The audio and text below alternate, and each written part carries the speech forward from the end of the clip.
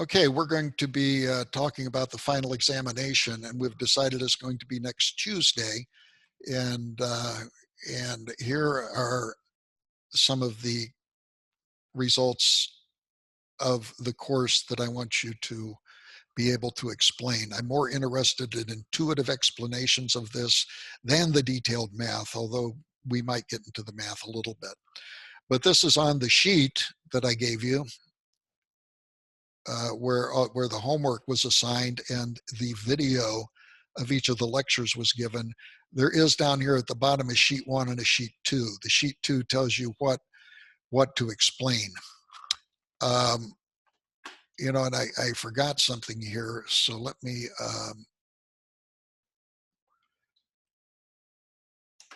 put this in here.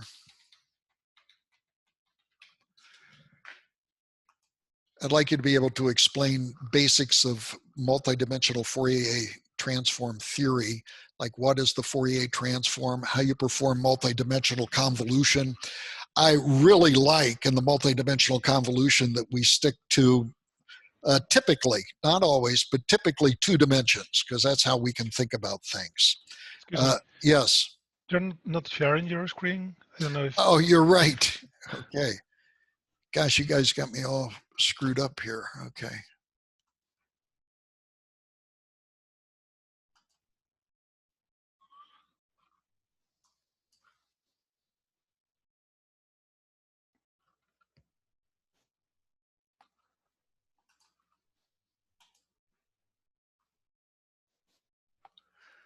Okay, here, is that better? Can you see my screen now?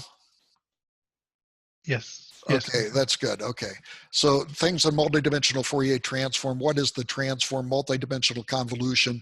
What is the scaling theorem? If you remember, the scaling theorem for multidimensional Fourier analysis includes rotation, translation, and transposition. No, it doesn't include translation, does it? But that's a very simple thing.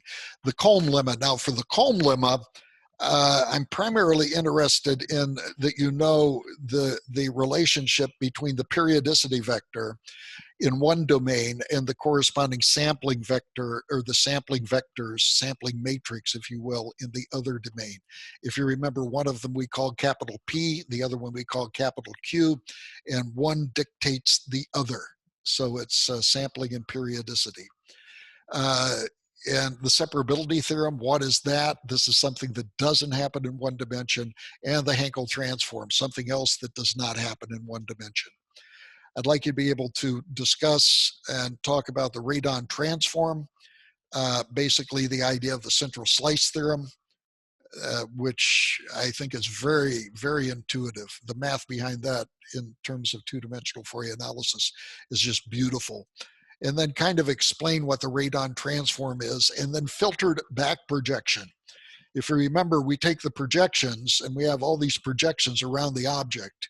We have all these projections around the object, and then we run each of the projections through a filter, and then we smear them back. That's the filtered back projection. Do you recall that? So I'd like you to be able to talk about that. The multidimensional Fourier series, periodicity, multidimensional sampling. And the multidimensional sampling this is where we talk about you know what, I should actually put, I'm thinking here, the multidimensional Coulomb theorem here. Okay.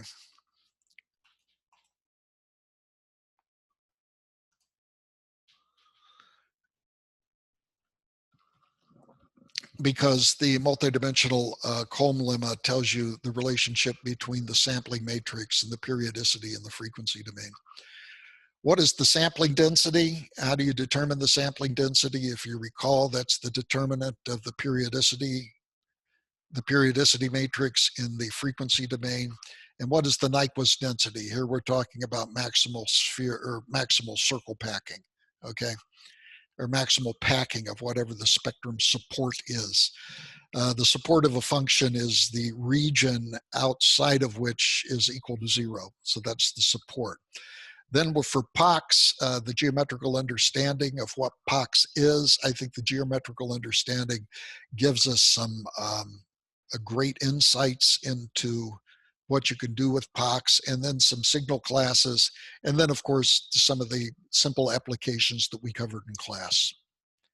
Is that okay? So this is not cumulative since the beginning of the course, but I think you can see that the latter part of the course is built on the first part of the course, right? And so this will be what I'll ask you about. So I'll ask you to basically, this would be my question to you.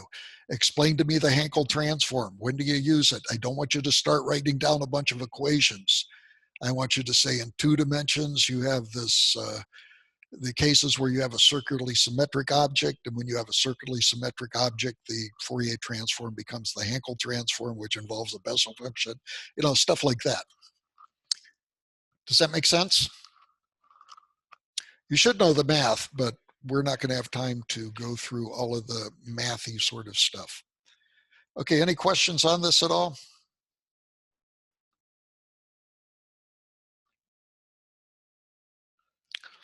Okay, hearing none, I will next Tuesday put together a schedule where we can meet for a certain amount of time. The other thing I wanted you to do, and this is a very nebulous assignment, is to do a project presentation on something to do with POCS. On something to do with POCS. So that's going to, that's kind of totally up to you. It's up to your creativity. You can redo something that I've done. That's fine. But I think that you should be able to put something together and share that with me at the end of the presentation. Okay? Any questions? Are you daunted? Are you? So you want a presentation about it, but did you also want it in a report form? Yes, I do. I want them both. Okay. But I'm most interested in graphics. I'm a very visual sort of person. So I would like to see, I don't know, some sort of video. I think that would be nice. Or at least, you know, graphs of convergence. You know, I'd like to see the dynamics of what you're doing. Got it. Sounds good. Okay. Okay. So, what are you looking for in the report form then? I would limit it to maybe a page or two. Just saying, here's the problem, here's the convex sets, and here's what I did. And then maybe if you do a video, put a couple of screen captures in there. That'll, of course, images always make the document longer. So you can always put some screen captures in there and show exactly what you did. Does that make sense? Okay, good. Good. And what'll happen is when you present it to me, I'm going to have an idea of what, when I go in, exactly what you're going to do. So it's going to give me a running start. Thanks. Okay, any questions? Any other questions on that? So should we expect to be asked about all of the things in column C? Yes, and column B are main headings and column C is kind of subtopics. So yeah, these were things I will ask you.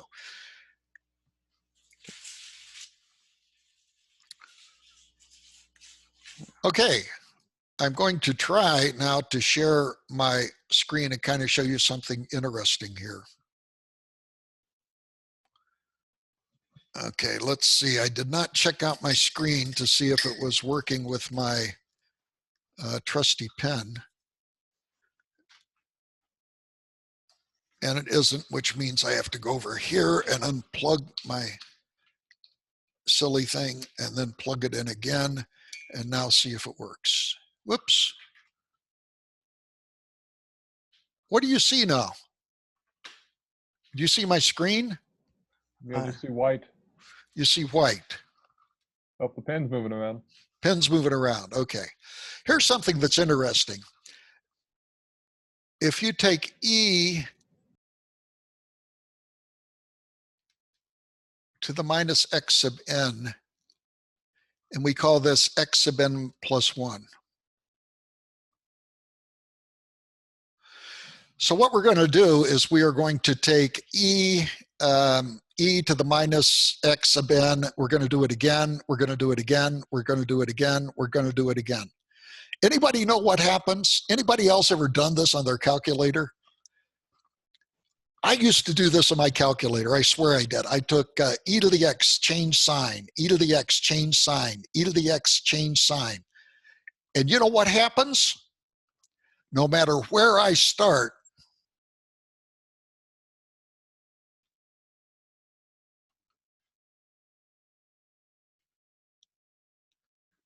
this always goes to 0.567. Isn't that interesting?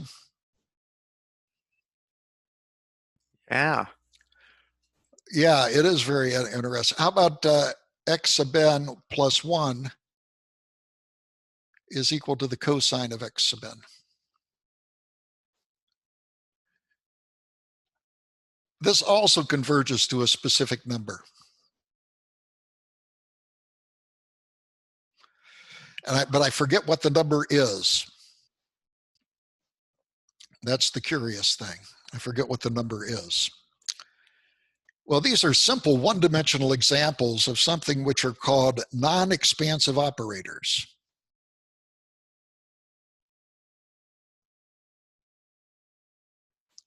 Oh, I'm sorry. Nope, nope, nope, they're not. These are called contractive operators.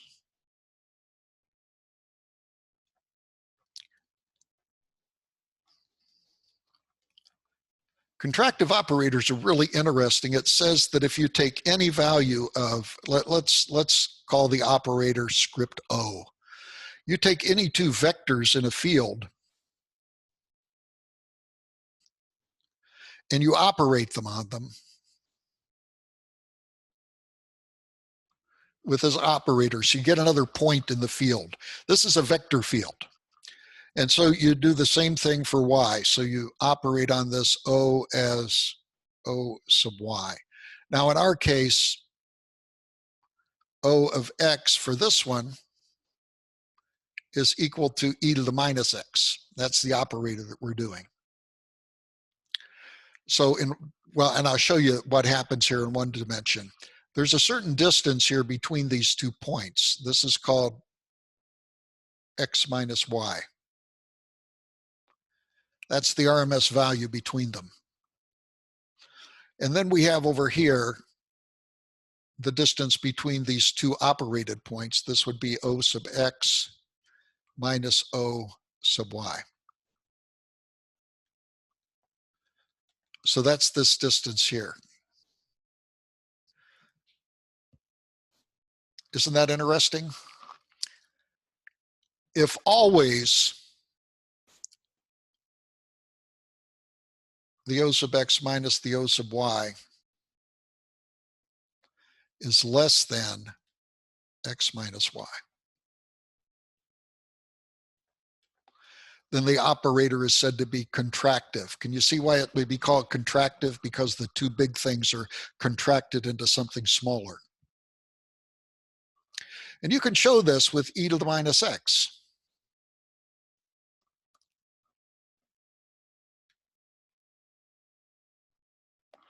If you take a value of x here and you take a value of y here, and you operate on these two values,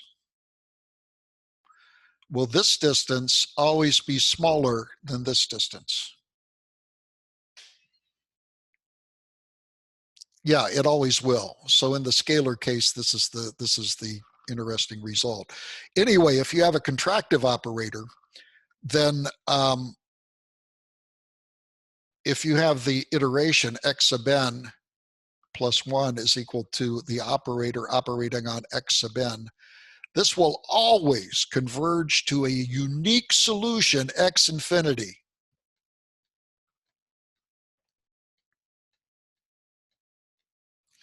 Isn't that interesting? So up here, since this is a contractive operator, because we see anytime we operate on 2 points here, they get closer and closer together. We have a contractive operator so that this iteration will always converge to a single result, which is going to be unique. It's the same thing with the cosine. The cosine turns out kind of to be a contractive operator. And no matter where you start, it's going to converge to a unique value here. I don't know. Does anybody have a calculator that can do this real quick? And do it in radians. It also works in degrees, but if you can do it in radians, it's better. I see Glauco is cranking ahead here. But I'm not going to be very fast if someone else can do it. I think Okay. Oh, you it's gonna be just put a number and keep hitting cosine. Won't that work? I'm looking for the radians in this calculator. Okay, do it in the degrees. I think with the degrees it's like 0.9 or something.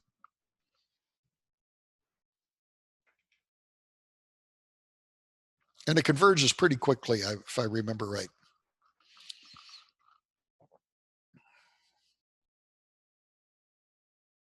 All right. I just did in Excel. It looks like it's okay. 0.739082.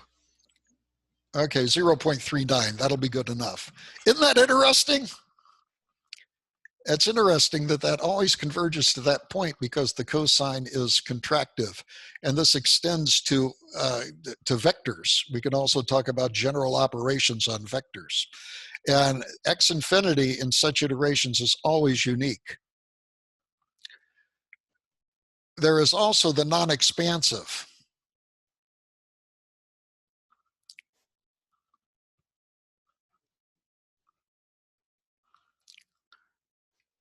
The non-expansive, where if you operate on the vectors,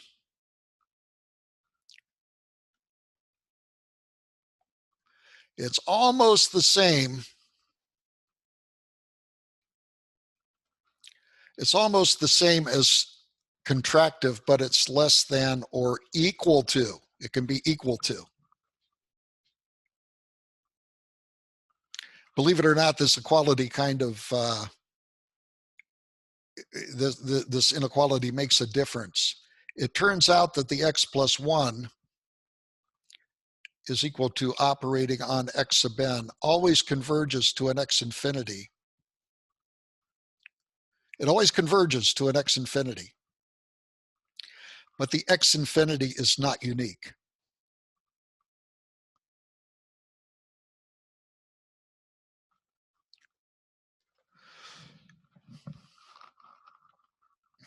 It depends what the initial value is for a non-expansive operator.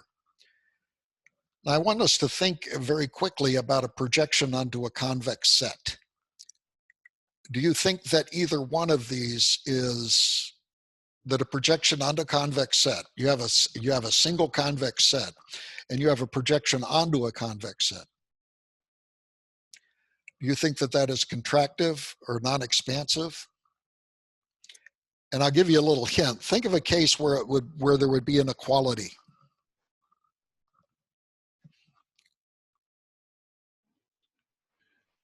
I think the equality is when the convex set doesn't intersect.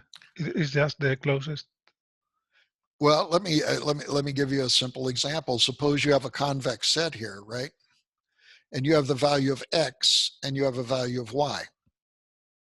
And suppose that x and y are already in the convex set. What's the projection of x onto the convex set? It stays the same, doesn't it? What's a projection of y onto the convex set? It stays the same also. So here we have an equality. But what is very interesting is that a projection on the convex set, if you have a convex set here, and you have a value x here, and you have a value of y here, if the set is convex and you project here and you project here, guess what? These 2 points are going to be closer together than these 2 points. Or equal. I think you can see if you have a line, for example, and you have an x here and you have a y here, and you project onto the convex set, and it's a line, that again, you get an equality, don't you? Right? So the interesting part of this is that this POCS is a part of a very larger theory of contractive and non-expansive operations. There's a wonderful, rich theory. And I just wanted to point that out to show that POCS was a special case of this. It's very fascinating, isn't it? Now, suppose that you have a non-expansive operator. Let's call it O sub 1. And then you have another non-expansive operator, O sub 2.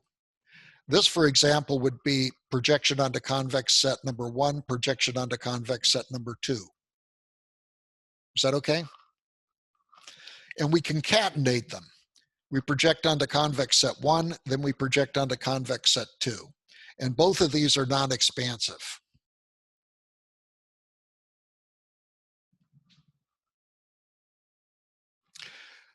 What do you think the composite operator is going to be? Is that also going to be non-expansive? Yes. In other words, if you concatenate or cascade, if you will, a number of non-expansive operators, you're going to get a non-expansive operator.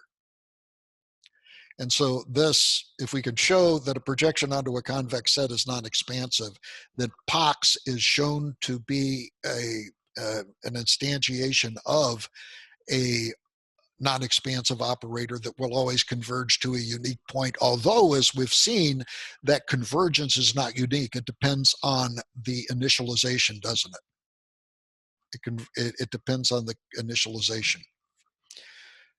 Let's take another example. Any questions on that, by the way? And this turns out to be, if this is O sub 3, we can put as many non-expansive operators as we want here. And we will, boy, that's the world's worst, most terrible 3. Okay, and this composite, no matter how many operators we cascade, is eventually going to be a non-expansive operator. Now this includes even when the convex sets don't intersect. Because notice, we start with O3, O2, O1. That's what's happening. Then we do O3, O2, O1. So we're always examining the steady state response ending at O1. And that point is unique. So we have a point, the points might bounce around like 3, 2, 1, 3, 2, 1, 3, 2, 1, 3, 2, 1. But that 1 is always going to be the same. So we're just talking about the end point here.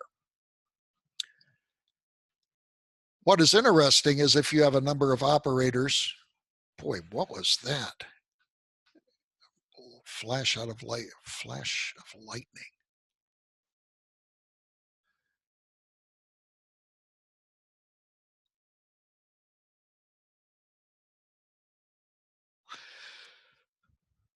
Suppose anywhere in the sequence we put in a contractive operator. What do you think happens then?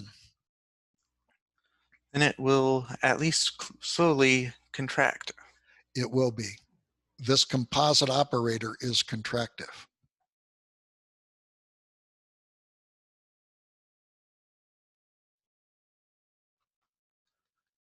So you can have a sequence of these operators, and it will, if you put a single contractive operator in that iteration, the result will be contractive, the composite operator. And it will always converge to a unique point. So if you're ever in POCS, POCS doesn't have to be pure. You can place a contractive operator in there if you can figure out how to do one. In many problems, it isn't apparent how to do it. But if you do, you are assured convergence to a unique point. So all of these are very interesting, and again, a very rich mathematical field of expansive and contractive operators. This is in the area of operator theory. An operator can do anything to a signal. You can take a signal and take a Fourier transform, and you can call that an operator. Or you can take a Laplace transform, or a Radon transform, or you can take e to the vector or whatever. You can do, you know, anything you want to. And so these are very general properties of nonlinear operators. You will notice that POCS is a nonlinear operation, right? It's totally nonlinear. And because it's nonlinear, it's amazing. We're used to thinking about linear operations And boy, linear operations really constrains what you do. You know, you have to have a linear time invariant system in order to think about a transfer function. I used to ask students in a PhD exam, what's the frequency response of an ideal diode? Well, the answer is an ideal diode doesn't have a frequency response because it's nonlinear. You have to have a linear time invariant system. So the idea of a frequency response is constrained to a very, very small class of systems. And when you get to higher dimension, when you get to nonlinearities, this is kind of cool because it generalizes things that you can do in the real world. We're very fortunate a lot of stuff in the real world is linear and time invariant, or in case of optics or antenna propagation, linear and space invariant.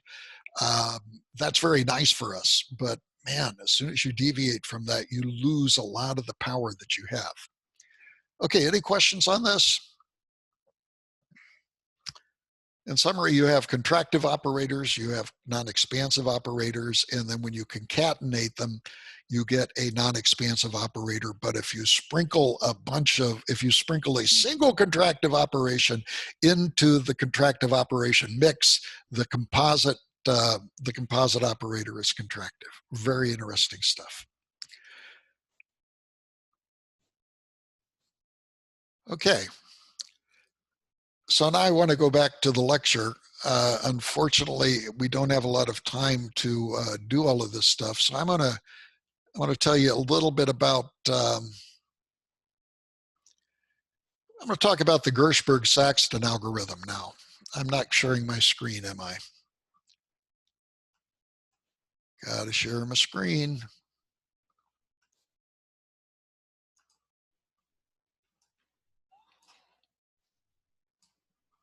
Here's the Gershberg-Saxton algorithm. It was initially an idea which was used in optics, or if you will, in, oh my gosh, did I spell Fraunhofer wrong?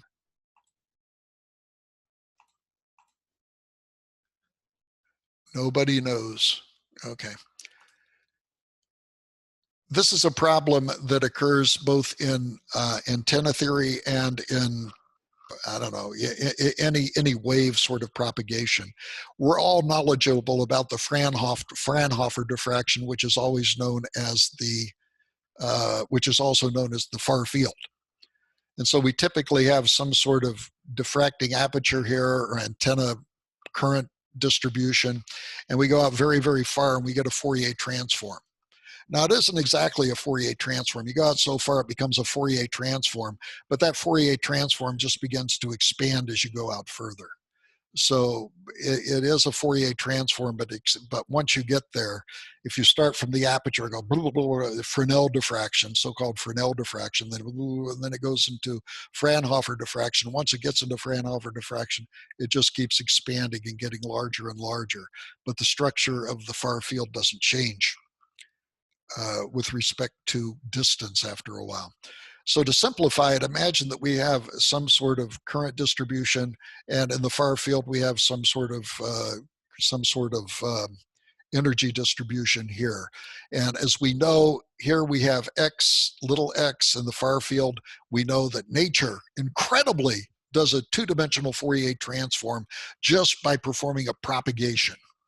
That is really just incredible. So Fourier transforms, if you ever thought about it, unlike Laplace transforms or Z transforms or even Radon transforms, Fourier transforms exist in nature. Our senses are geared towards Fourier transforms. We hear the spectrum in our ears. We see the optical spectrum with our eyes. And we see Fourier transforms occurring in free space. So the Fourier transform is a part of nature. Laplace transforms, Z transforms, they are not a point of nature. They're a mathematical tool. So anyway, here we get to this point. We have a diffracting aperture here, an antenna current, if you will, and then we have the far field. Now, unfortunately, the detectors that we use are primarily square law detectors. Square law detectors just measure the magnitude of the field, even though little x and big X can be complex. And do you remember e to the jkx? That's a field going this way, right? So think of a laser beam, e to the jkx. What is it going to look like when it hits the wall? It's going to look uniform. Or if you have a circular beam, it's going to look like a little circle, right? If you have something coming at an angle, it's kind of e to the jkz plus e to the jkx with some coefficients in front of it. And guess what? That dot looks exactly the same. Your eyeball is a square law detector, and when you look at light on a wall, you can't tell where that light came from. You can't tell if it came in this direction or it came in this direction. And that's what corresponds to the phase of an optical or electromagnetic propagation. It's the angle in which things hit. So unfortunately, then, we are limited to knowing the magnitude of X, and we are limited to knowing the magnitude of Y. And so I think I'll make this full screen because it makes my thing look better. Okay, makes my pen look more colorful. So we have a two-dimensional signal, and we have a two-dimensional signal out here. Unfortunately, since we use square law detectors, we don't know what the phase is. We don't know what the phase is out here. The only thing that we have is the magnitude of X and the magnitude of little x, the diffraction. Is that okay? So the question is there a way that, given the magnitude of X and the magnitude of its Fourier transform, that we can find the phase? Notice we only have to find the phase in one dimension, don't we? Because if we have it in one dimension, if we have the phase of little x, then we have totally defined signal little x, and we can compute the Fourier transform big X. But given the magnitudes of these two fields, is there a way that we can find the phase? Well, this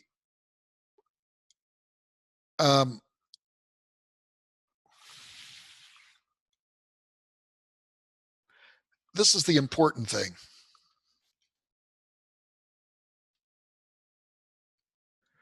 The set of signals with a fixed magnitude is not convex.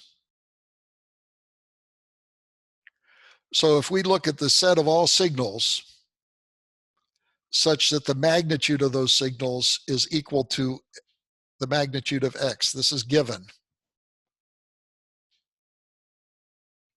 It would be nice that for a given magnitude of X, if the set of all signals that had a magnitude of X was convex, that would be very nice, but it isn't.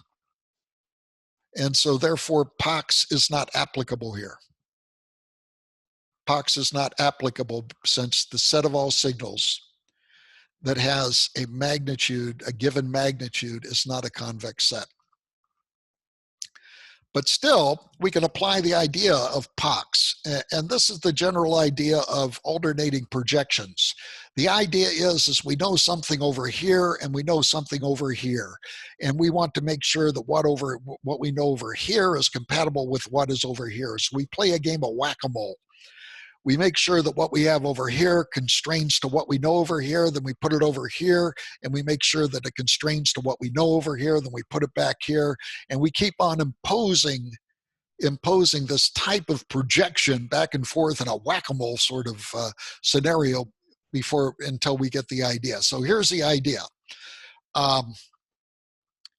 We start out with, let's see, where do we start out? Let's start out with G sub n. By the way, if you want to know, G sub n is forgiven. G is forgiven. And it's equal to the magnitude of X times e to the j angle. Now, initially, we have to initialize somewhere. So let's just, I don't know, choose some sort of random phase here. We don't know what that phase is, but we know that that signal, G sub n, has a magnitude of X. Is that okay? So we choose something random here. Then we do a Fourier transform and we get G sub n this is the Fourier transform of little g sub n, is equal to the previous, well, it's equal to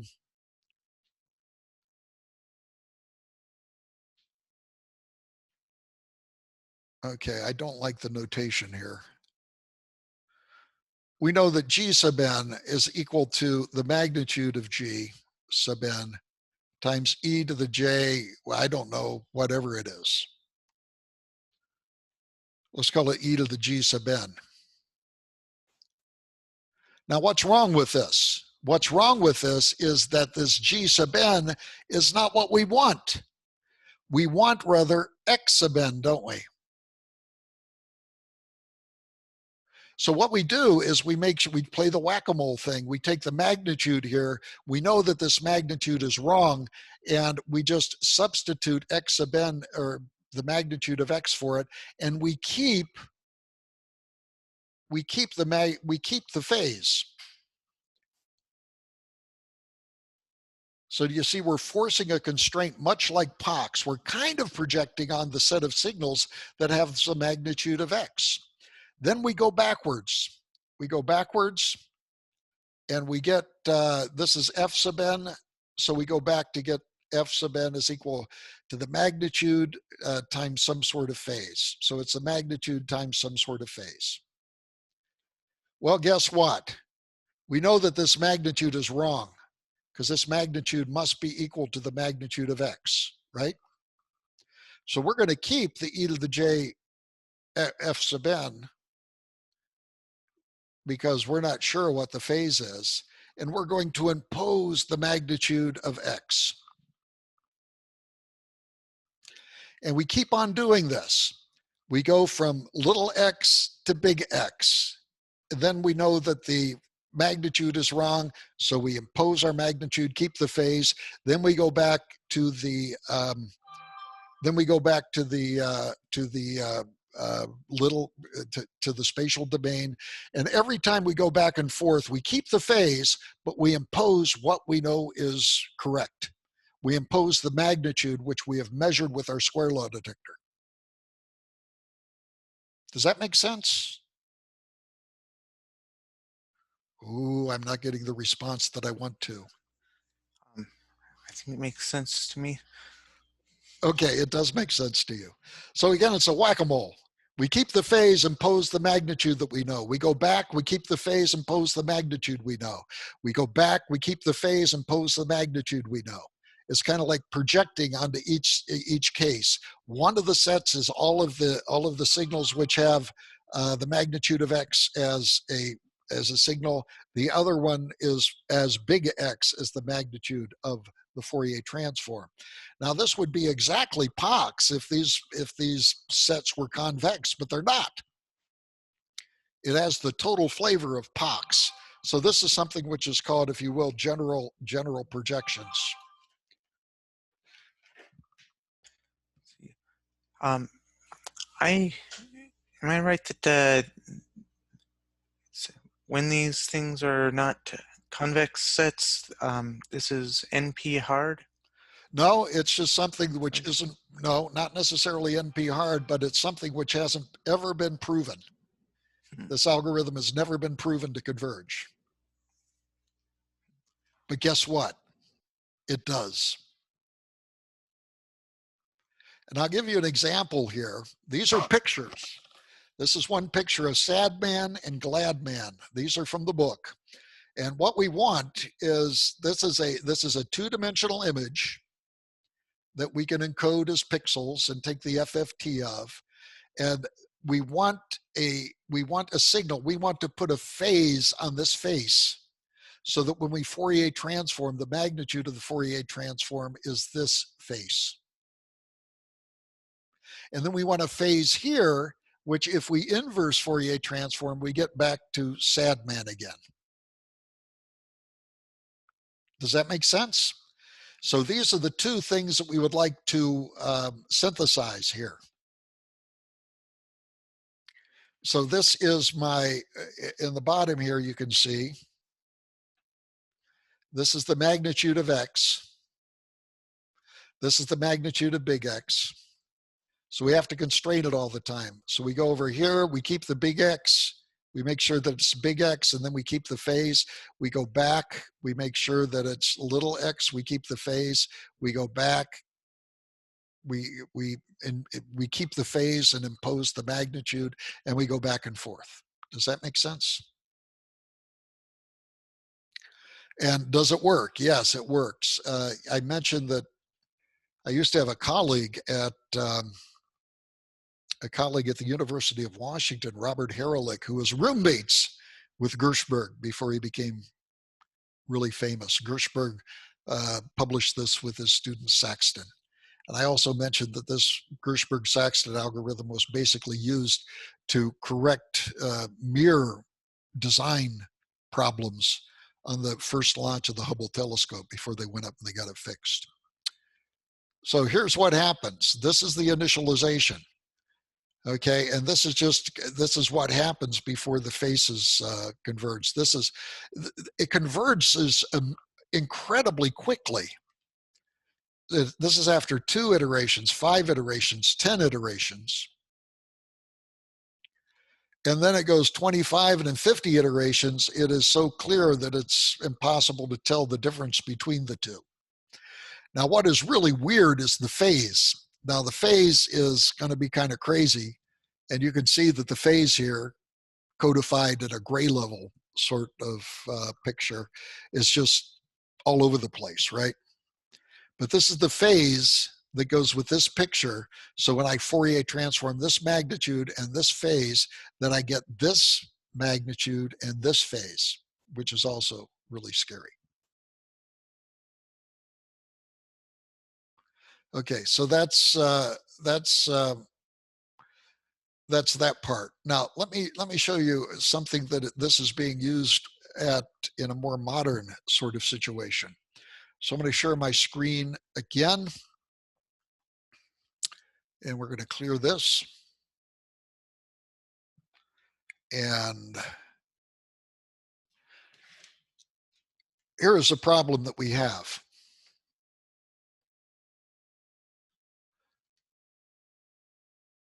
We have a function x of t,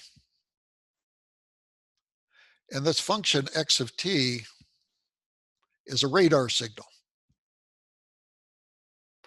One of the things that you learn about radar very quickly is that you want to deliver as much power to the target as you can, right? So we have this tube, and what we'd like to do is we would like to keep the magnitude of this as high as the electronics can stand. So I have just a few wiggles here. Usually there's 1,000 little wiggles here. But what do we want? We want, if we think of this as x of t times e to the j angle of x of t. And then what we want to do is we want to get a far field. And I think Adam and Justin might recognize this. We want a far field where when we have a communication channel right here, and we don't want our radar signal to interfere with this cell phone conversation, okay?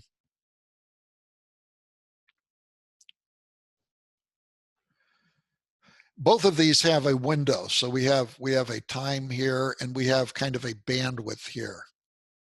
So this is kind of a bandwidth. So we're not interested in this over the entire spectrum, but just over a certain bandwidth and over a certain time interval. Is that okay? So what we would like to do is we would like to give a big radar signal, and we know it's going to be maximal energy since it has a maximum of 1 all over the place. Yet we want it to come down here, and we want it to go down here, and we want it to be 0 here, and we want it to come up very, very quickly, and then come over here. And we would like to have minimal leakage over here. But does that make sense? We would want this to be maximum. We would want to have little leakage. And we would want to notch out so we didn't interfere with the cell phone conversation. Does that make sense? This is exactly a Gershberg-Saxton algorithm. What do we want x of t to be equal to? We want it to be equal to I don't know, say this goes from a sinusoid from minus A to A. We want the magnitude of X to be equal to A, which is whatever the envelope of this sinusoid is. We want the envelope to be flat. We want it to be equal to 1. Over here, what we would like to have is we would like to have the magnitude of X follow this contour.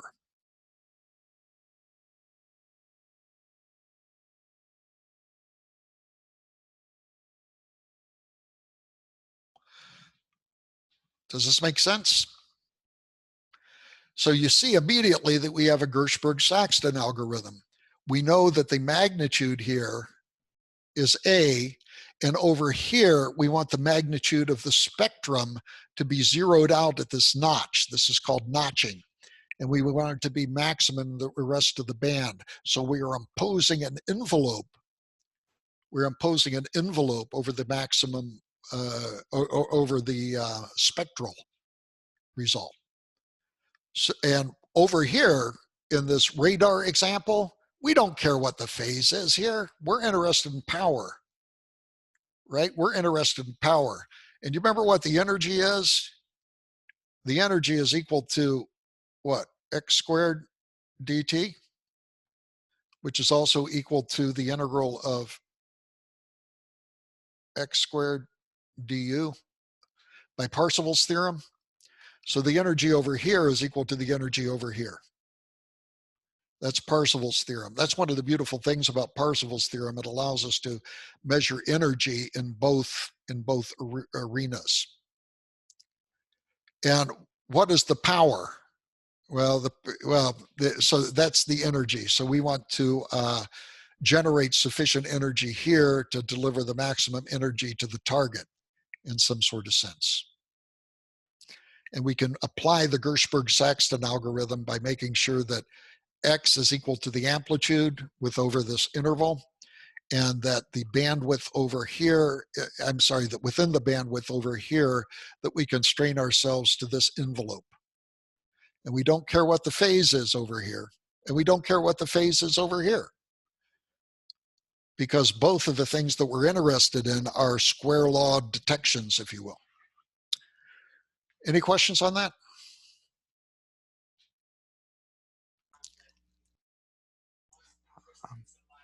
Are the squares in that E equation supposed to be on different sides of the magnitudes?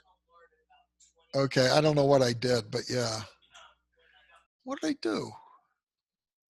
Yeah, this is supposed to be the integral. Okay, don't do that to me. Where's just the drawing thing? Stamp, oh, draw. Okay, I got selections for the draw. Yeah, you're right, David. This should be the integral of x squared du.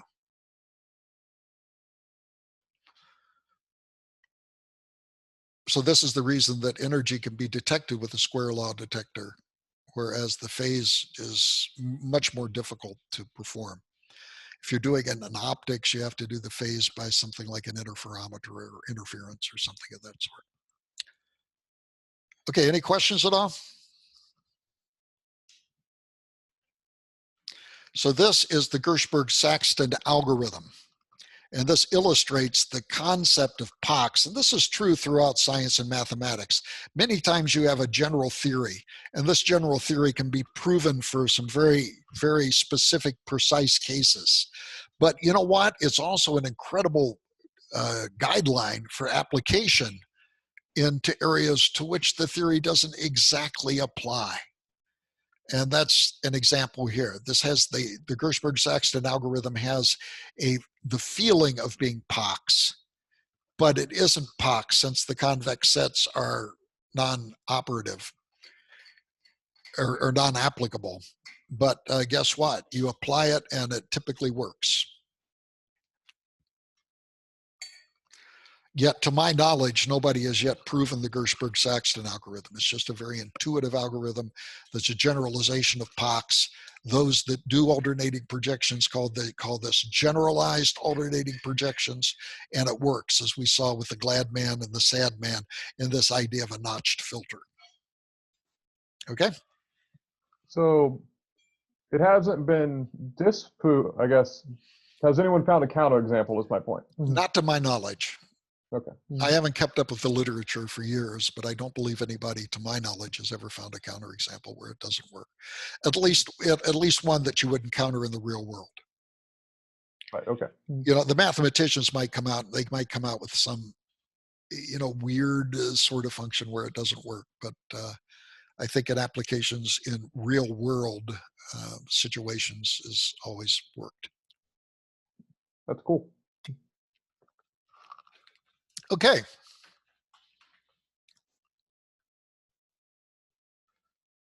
Well, let me go back and share my screen again.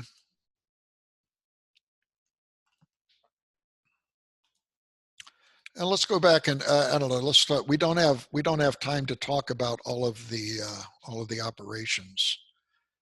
Let's do missing sensors. This is very interesting. Missing sensors. The idea is you're on a jet plane and they have a bunch of vibration sensors which measures, and these vibration sensors measures the performance of the engine at different parts. They wanted to measure the reliability, and this was a project done for Boeing. But the interesting thing is that when you do stuff, and when you apply this to increase the reliability of the aircraft engine, the most unreliable part is the instrumentation that you use to measure the vibration. These vibrators would just fail all the time. They would fail all the time. So in order to do this, you got to know a little bit about neural networks. Let me tell you that we use something which is called an autoencoder. Now, what an autoencoder does, it's a neural network that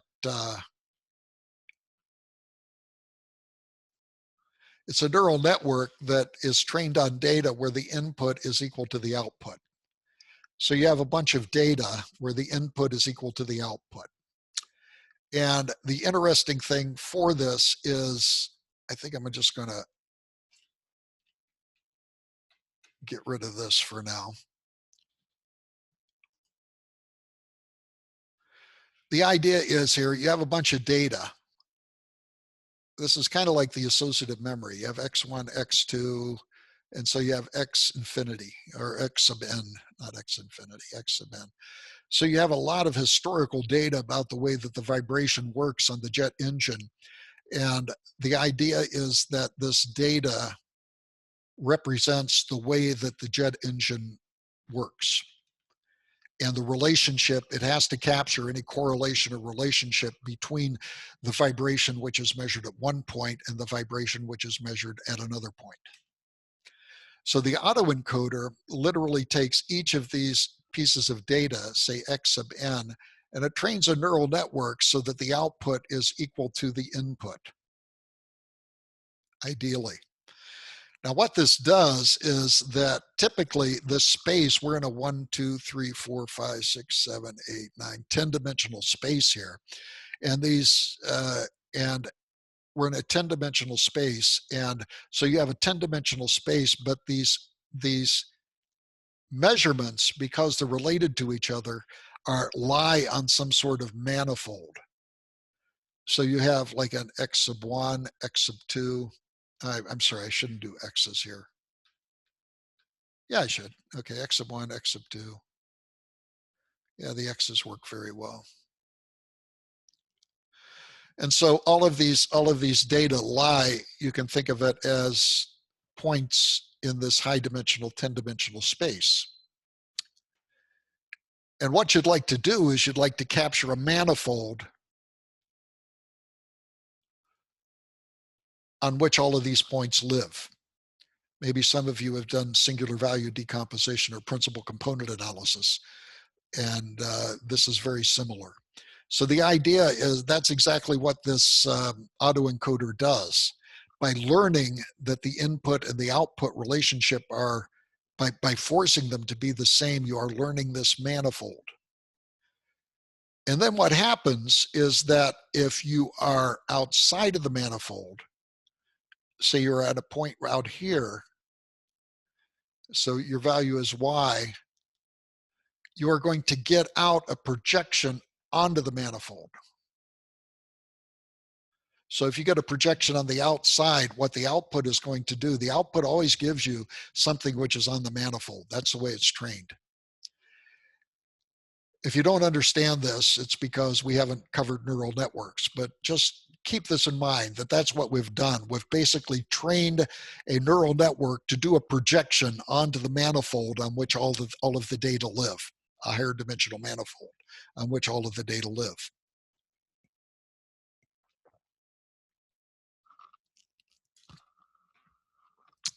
And in fact, we published we published a paper that showed that autoencoders were pretty close to contractive. They're definitely non-expansive. But here's the idea. You've trained this autoencoder. You've trained this autoencoder, and guess what? You've missed a couple of the sensors. You don't know what this sensor is. You don't know what this sensor is. But you know that all of the sensors must lie on this manifold. All of the sensors must lie on this manifold. It must be a point. So what you do is you run it through the autoencoder. And this is something like identical middles. You're going to get an output where this is known. See, these values down here are known. These are the vibrators that are still working. These are the ones that you don't know. They have failed, and you're trying to estimate what they are. So you run this through the manifold. Well, you know what? You know that whatever is here is bad because you know what the results are. So anything that deviates from that result. But here's the question mark. You don't know what this is. These are the unknown sensors. So what you do is you feed back the unknown sensors, just like identical middles, and those new sensors, the new sensor readings or the estimates of the sensor readings are input here, and you do it again. And you eventually go back and forth and back and forth. And what are you doing? You're generating a signal which is on your known portion, but the entire signal must lie on that manifold.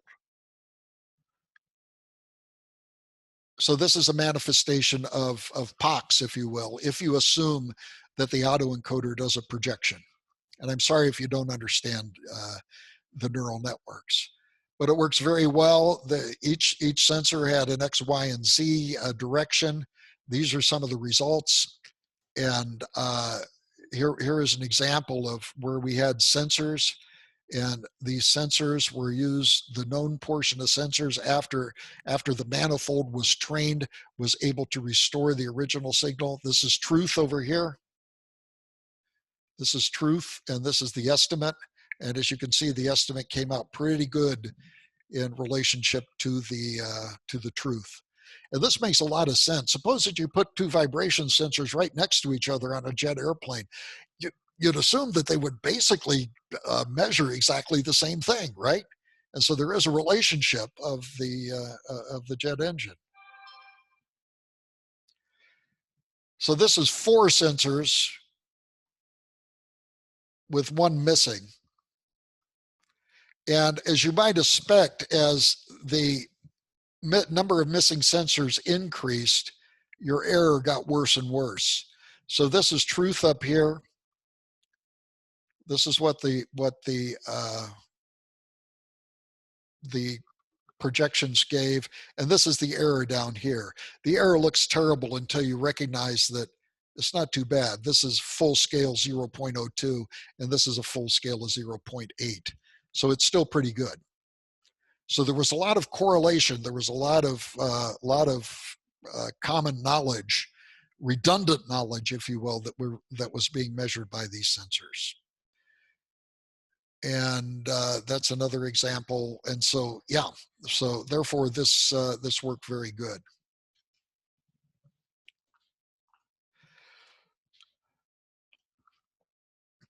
So let me give you one more example in the 3 minutes that we have. And I'm only going to give you the examples. I'll let you look at the slides to get out the details of why POCS is applicable here. But it's the generation of JPEG images. JPEG images are chopped up into little 8 by 8 pixels, and then they're transmitted. And we were asking the question, what if one of those blocks was lost? You have no other information except for the image, and you would like to restore that 8 by 8 block image. Does that make sense? So there's the type of retrieval where if you get dropped packets, you go back and say, drop some packets, and it retransmits. No, we're not assuming that. We're assuming that the packets were dropped and never came back into play. And so there were 2 steps, edge orientation. This was a case where edge orientation was a addition to POCS. You don't have to be a purist and apply POCS. If something can be applied and make it work better, you apply it. And I will show you the results, which I think are pretty kind of cool. Pretty kind of cool. This is something called the peak signal to noise ratio, the PSNR. And this compares the relationship between an image and your attempt to reconstruct the image. It's kind of a, well, you can see it's a metric, if you will, that looks at the denominator here is the RMS value. But this is common use. So here's an original image, and this is the test image. You notice with the test image, we've lost a lot of 8 by 8 pixels. And I will show you the result from the paper, which compared POCS with other techniques. This was something called ANSYS. You can see that ANSYS didn't do a very good job. You can see a lot of the structure. You can see a lot of the structure of what's going on. So that wasn't that cool. And this is something called a technique by Hamani. And even with Hamani, you can see that there were little obstructions over here. Okay, so it was pretty good, but not really good. Here is with Zyad. Even with Zyad, there was some problems here. You can see some structural problems. Looks like Lena has some faces. Her head is a little off. And here's the POCS simulation. Now you have to look really, really closely to see deviation. You can see a little bit of deviation here, can you? But it worked much, much better. The technique, this was done by a PhD student of mine, Park. Really, really brilliant young man from South Korea. And you can see that the POCS work the best. This is a close-up of the 3 different techniques. And you can see here, especially in the Zyad, that, yeah, it didn't work that well. But over here, you can see that the pixels dropped out. You see a little bit of blemish on the face right here. But I tell you, as far as the eyeball is concerned, these are pretty good reconstructions. This shows the edge detection, which was an important part of the POCS.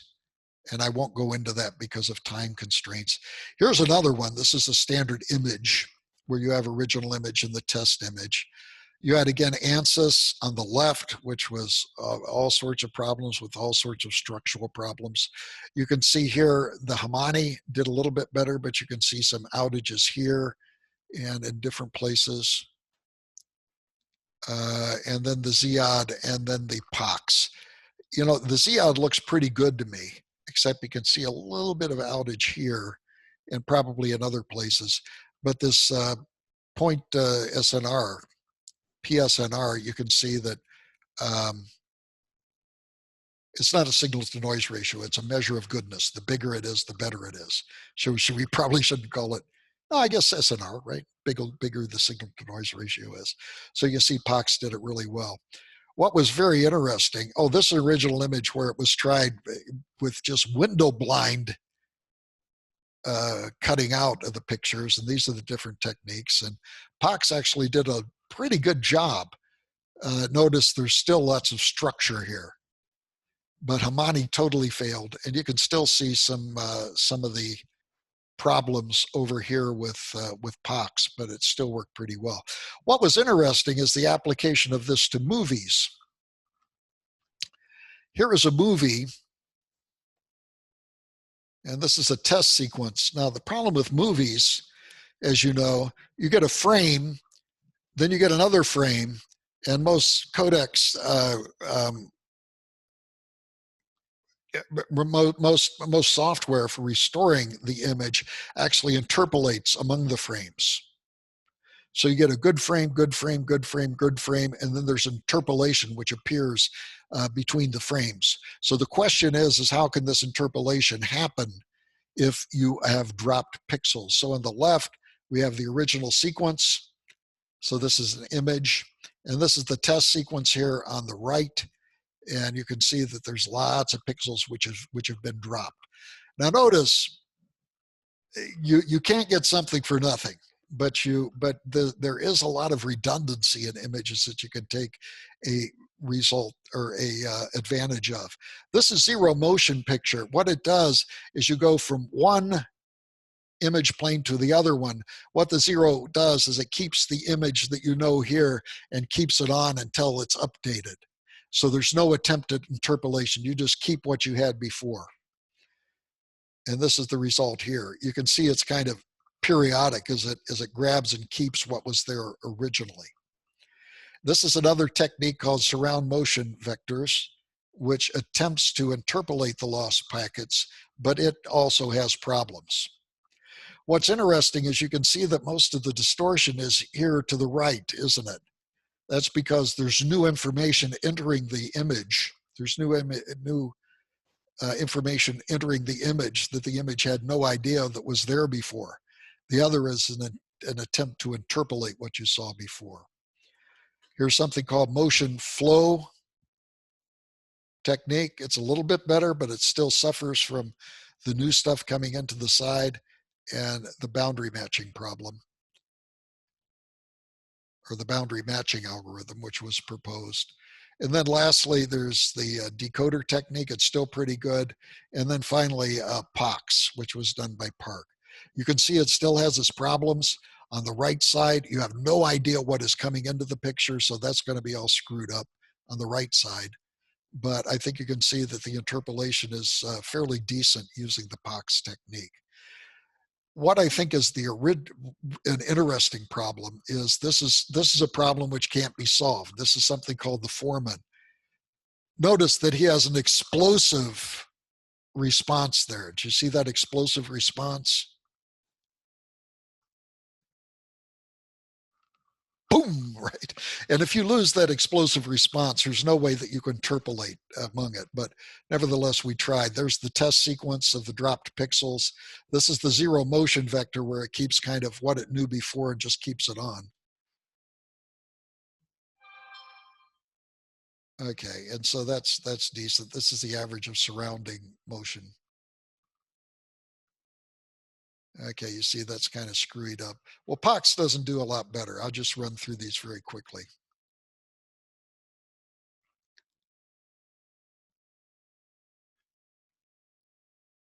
Boundary matching. These are different algorithms for dealing with dropped pixels.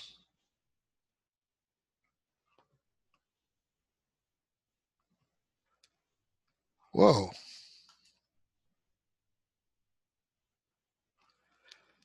Yeah, nothing you can do. If you lose it, you lose it forever. It's almost like the Nyquist rate. You're not sampling the frames fast enough to catch the high frequency or quickly changing things in the result. So that's the idea of missing sensor, and we went over missing sensors, and we just went over JPEG, MPEG repairs, and I think that that's probably enough. Sorry, I didn't have time to.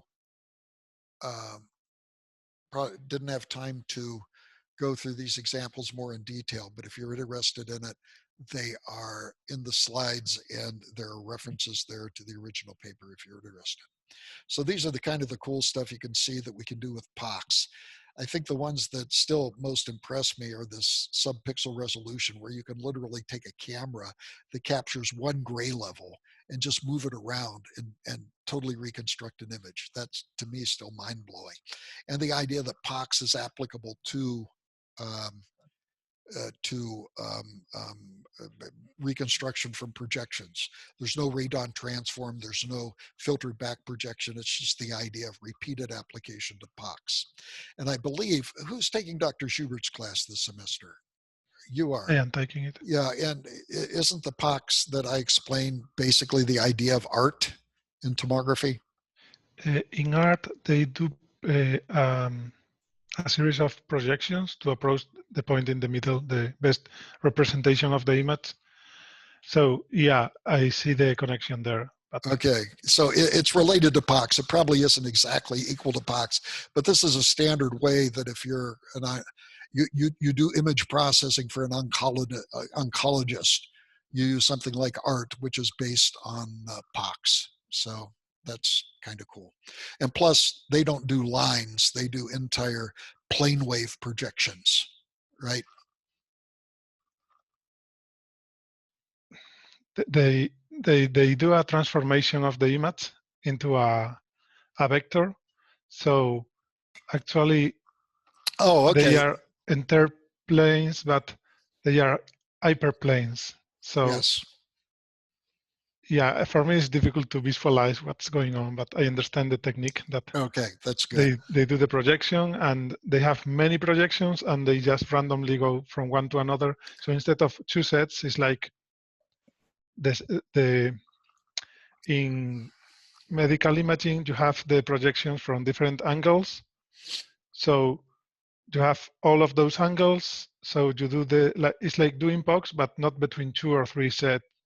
It's like 180 sets and randomly going from one to another. Okay. And then approaching the middle. Yeah, this is a common way of doing it, that an image is taken and it's divided into a big long vector, right? And that's what they do in art. Okay. Yeah, so that's very interesting. Okay. So let's go around, and I want you to tell me what you liked best about the course and what you liked worst about the course. And you're not allowed to say it was over Zoom, because we were kind of constrained to that, and that's not my fault. So let's start with Adam. What'd you like best about let's do what you like worst about. No, should we do the positive? Maybe we shouldn't even do the negative.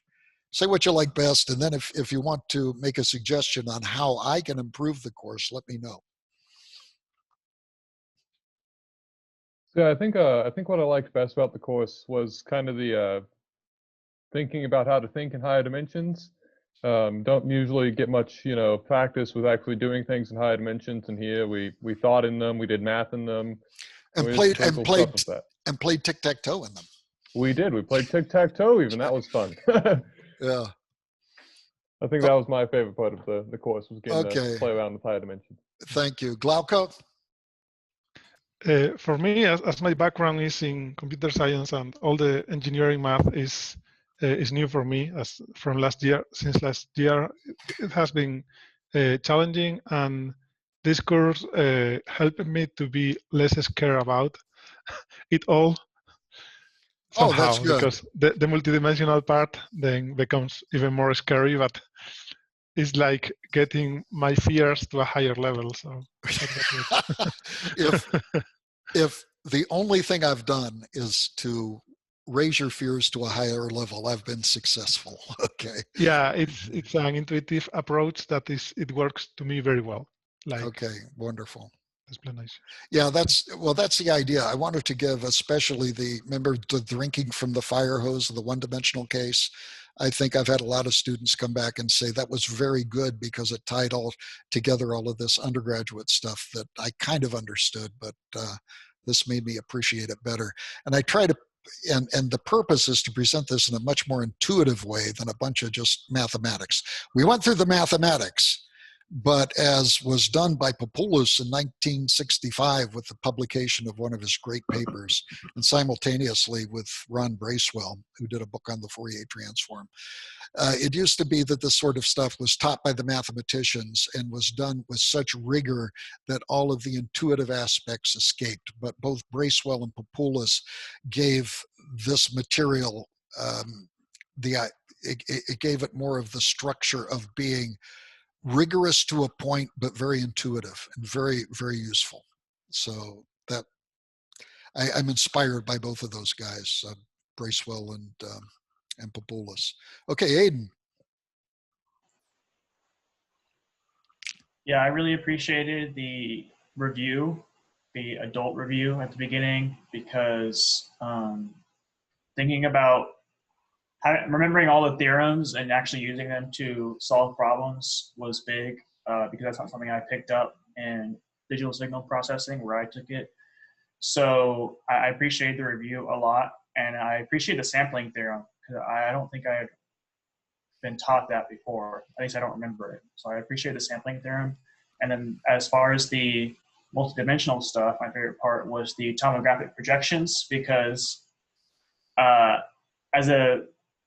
my background being biomedical engineering, that was more interesting to me because it made me think of CAT scans and things like that. So that was the most interesting part to me, because I could connect it to something that I knew a little bit about already. So that was cool. You know, this is interesting. I went in for a CAT scan and I asked the operator all sorts of questions about the machine. It was a General Electric machine, but he said that this was interesting because we looked at the problem which was most easily solvable. There are other cases where you have a fan beam projection, for example. X-rays don't come out in a plane wave. Rather, you have a kind of a point source that is the X-ray image, and the beam comes out as a fan. So it isn't a straightforward projection, it's kind of a fan projection. But he was saying also, as I was moving back and forth, there was this little X-ray thing that was going around. I was in a circle and it was going around like this, and I was moving back and forth. So the image that they got, the projections were along a spiral, right? And they had to look at the mathematics to do that. Now, I don't know the details of how you do much more than we've done here. I do understand fan beam sort of stuff. I would probably apply POCS and some intuitive ways of doing it. But think of the problem of extending the simple tomographic projections that we talked about to reconstructing from a spiral of projections as you go by. And that would be much more difficult, and one I think that would be better satisfied by POCS. So, or a technique of POCS. I think the Radon Transform, if you tried something analytic at that point, you go crazy. Okay, thank you, Aiden. I appreciate that. Okay, Chris. Yeah, so I really enjoyed the Radon Transform, and considering the the two-dimensional Fourier transform in just one dimension, and then also the applications to tomography there. Okay, thank you, David.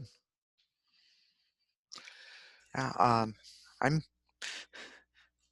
looking at what we went over, and I'm. We went over a lot, didn't we? Yeah. Yeah. So I really love the breadth, and you enjoyed the breadth. So before you had bad breadth. I guess you could say so. Okay, David had bad breath. Okay. Okay, that was a joke, by the way, yeah. And I hope it wasn't. I know David well enough to make that joke, right, David? I think I do. Okay. Okay, so that's what you enjoyed the most. Okay, Justin? Yeah, I think I actually enjoyed POCS the most. I hadn't really heard a whole lot about POCS before this class, and being able to like take two convex sets and that they converge to one point, I thought that was really cool. That I wouldn't expect that to happen, but it does. I remember the first time I saw POCS, I couldn't get it out of my head for a long time. Do you know the alternate meaning of the word POCS? Have you ever heard, may a pox be upon you? Yeah, that means may you get the bubonic plague, or a chicken pox or something. May a pox be upon you. So chicken pox, smallpox, something of that sort. Okay, well, gentlemen, thank you for a fun semester. We will see you during the finals. And any final words, or should we just sign off? Okay, if not, then